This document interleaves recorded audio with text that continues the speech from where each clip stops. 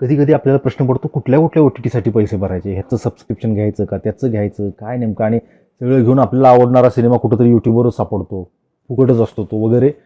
ह्या सगळ्या कन्फ्युजनमध्ये आपण आहोत सध्या. दुसरी गोष्ट, मागच्याच व्हिडिओमध्ये मी सांगितलं की हे जे परकीय OTT आहेत नेटफ्लिक्स, प्राईम, हे कसं आपल्या मनाचा ताबा घेऊ पाहतायत.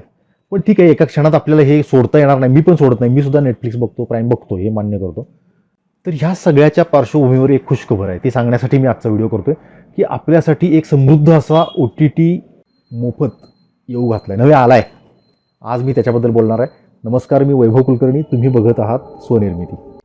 आता हा विषय सांगताना मी जरा जुन्या काळात गेलो, जेव्हा मी लहानपणी मला आठवते दूरदर्शन होतं आणि आठवड्यातनं एकदा का दोनदा शनिवार रविवारी सिनेमे लागायचे. शनिवारी मराठी, रविवारी हिंदी, असं काहीतरी असायचं. ते दोनदाच, त्याच्यानंतर नाही.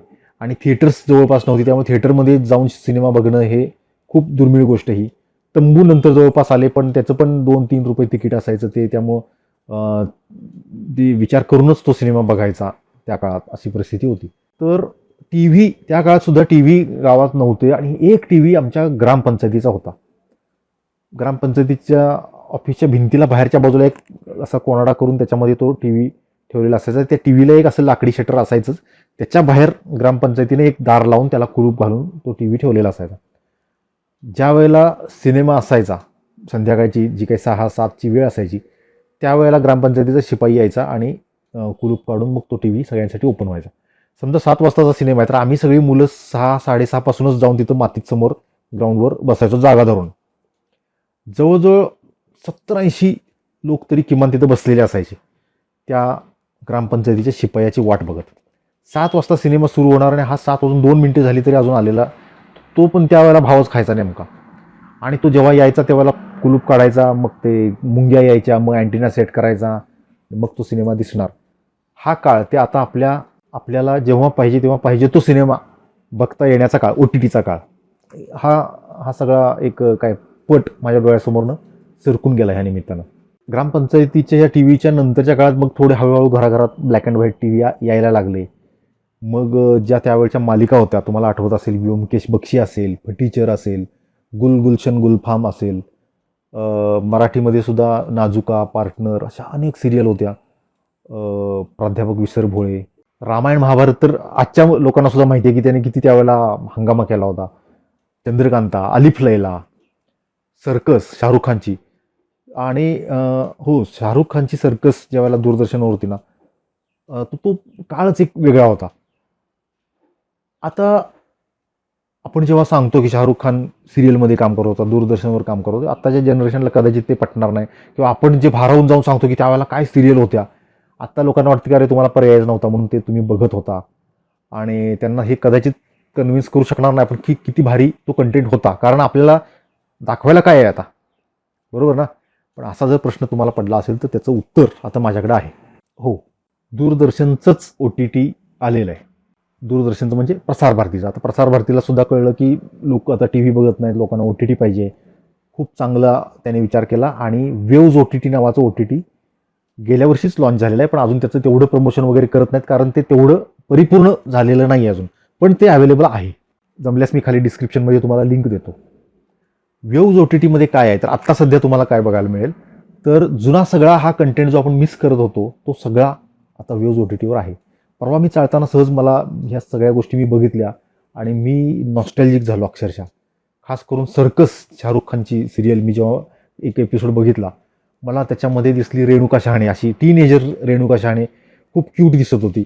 आपले आशुतोष गोवारीकर, खूप विचित्र तरुण, भारी वाटलं मला आशुतोष गोवारीकरकडे बघून, शाहरुख खानकडे बघून. आणि तो एक एपिसोड मी बघितला की अरे वाटलं किती खर्च केलाय त्यावेळेला. बरं, ते जाऊ दे. मधल्या काळात सर्कशीमध्ये पण खूप बदल झाले, प्राणी वापरायचे नाहीत, हे ते.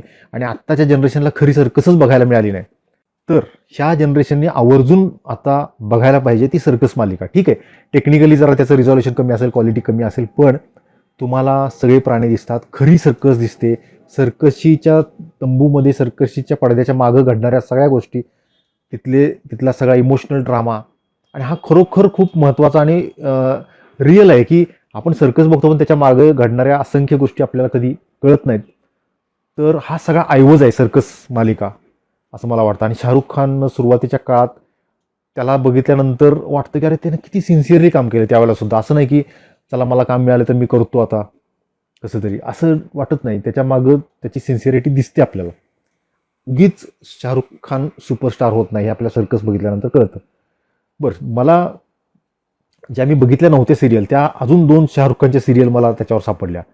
फौजी आणि दुसरा केवल अशा 2 सिरियल ज्या मी त्यावेळेला बघितल्या नव्हत्या आणि कदाचित मला माहितीही नव्हत्या. फौजी ऐकून होतो पण बघितली नव्हती. तर त्या मला दिसल्या त्याच्यावर, मी अजून बघितल्या नाहीत. मला खूप भारी वाटलं वेव्ज OTT बघून. तुम्हालाही वाटेल, म्हणजे माझ्या पिढीच्या लोकांना तर वाटेलच, नवीन पिढीच्या लोकांना सुद्धा त्याच्यामध्ये खूप मोठा कंटेंट, चांगला कंटेंट अवेलेबल आहे. खूप जुने जुने सिनेमे आहेत. म्हणजे पूर्वी माहिती आहे का, प्रसार भारती अवॉर्ड मिळालेले सिनेमे सगळे विकत घ्यायचं, तर तो सगळा कंटेंट त्यांच्याकडे आहे आणि तो आता मधल्या काळात कुठेही अवेलेबल नव्हता, जो आता वेव्जवर उपलब्ध झालेला आहे. मला थोडासा रुमानी हो जाए हा सिनेमा दिसला, नाना पाटेकर, चित्रा पालेकरचा, जो मी लहानपणी टी व्हीवर बघितला होता आणि मला आवडला होता. मला नंतर बघावासा वाटला होता पण कुठं दिसला नाही, तर तो मला तिथं बघायला मिळाला. खूप जुने चांगले चांगले सिनेमे आहेत. आता तुम्ही म्हणाल की हे सगळं जुनाच कंटेंट त्याच्यावर बघत बसायचं का, मग काय उपयोग आहे, आम्हाला नवीन कंटेंट बघायचा आहे जो दर्जेदार आहे टेक्निकली वगैरे. तर हो, आता माझ्या माहितीप्रमाणे प्रसार भारतीकडं वेव्ज OTTसाठी 1500 सिनेमे सबमिट झालेले आहेत. 1500, 1500 सिनेमे. आणि त्यांचं त्याच्यावर काम चालू आहे की कुठला दर्जेदार आहे, कुठला घ्यायला पाहिजे. ही चांगली गोष्ट आहे की ते सिलेक्ट करून घेणार, त्याच्यावर त्यांची एक आचारसंहिता असेल की आपल्या भारतीय जनतेला आपण काय दाखवलं पाहिजे, ही चांगली गोष्ट आहे. तर तसा सगळा कंटेंट त्याच्यावर आता येऊ घातलेला आहे. 1500 सिनेमे आहेत, त्याच्यातले 400-500 तरी ते घेतीलच आणि ते येत्या काळात त्याच्यावर अपलोड होतील. आत्ता नाही आहेत का नवीन सिनेमे, तर असं नाही आहे, आत्तासुद्धा आहेत. मी परवाच त्याच्यावर जाइए आप कहाँ जाएंगे हा सिनेमा बघितला, त्याच्याबद्दल मी एक वेगळा व्हिडिओ करतो, जो 2024चा सिनेमा आहे, गेल्याच वर्षीचा, तो आहे त्याच्यावर. आणि कितीतरी नवीन कंटेंट आहे, दर्जेदार कंटेंट, दर्जेदार नवीन कंटेंटची थोडा वेळ वाट बघावी लागणार आपल्याला, काही महिने. पण महत्त्वाची गोष्ट आहे की चांगला कंटेंट, जुना कंटेंट जो तुम्ही मिस करत असाल किंवा जर नवीन पिढी आम्हाला विचारत असेल की खरंच सांगताय का तुम्ही, तर हे उत्तर तुम्ही त्याच्यावर जाऊन शोधा वेव्ज OTTवर. तुम्हाला तिथं खूप चांगला कंटेंट बघायला मिळेल. फिल्मच्या अभ्यासकांना अभ्यास करण्यासाठी खूप गोष्टी आहेत, चांगल्या चांगल्या डॉक्युमेंटरीज आहेत त्याच्यावर जुन्या. खूप मोठा ऐवज वेव्ज OTTवर आत्ताच आहे आणि येत्या काळात अजून चांगला येणार आहे. कारण 1500 पैकी जर 400-500 फिल्म आले आणि ते सतत आता येतच राहतील, तर निश्चितपणे ही आपल्यासाठी एक सुवर्ण संधी. आता सध्या तरी वेव्ज OTTचं सबस्क्रिप्शन फ्री आहे. तुम्ही सबस्क्राईब करा, बघायला चालू करा.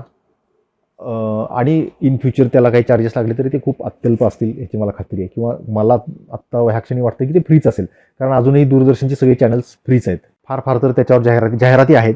सुरुवातीला एक जाहिरात येते काहीतरी अर्ध्या मिनिटाची, ती बघावी लागते. पण ठीक आहे, तेवढं आपण बेअर करू शकतो ना.